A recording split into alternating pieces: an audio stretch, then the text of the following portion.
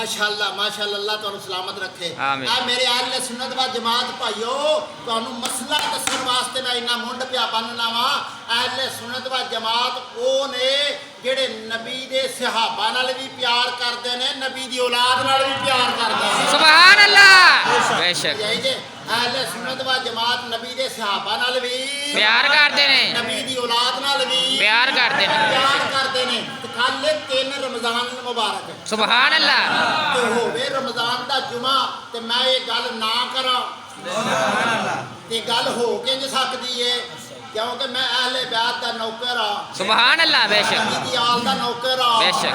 मेरा तल्लक अलीपुर सैयदा शरीफ है। सुभान अल्लाह। मेरा तल्लक अली दे घर नाल है। सुभान अल्लाह। तल्लक अली दे खानदान नाल है। सुभान अल्लाह। रूहानी तल्लक है उन्हां नाल, रूहानी तल्लक। सुभान अल्लाह। सुभान अल्लाह। रूहानी तल्लक उत्ते फखर है, जिस्मानी फखर ते तल्लक ते उन्ना फखर नहीं जिन्ना रूहानी उत्ते वे, क्योंकि जिस्मानी जेड़ा है आ एक दिन मुक जाना है, रूहानी क़यामत वाले दिन में नहीं जे मुकना। सुभान अल्लाह।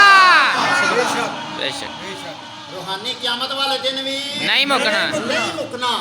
उस तनाज़र च तुहानू दसना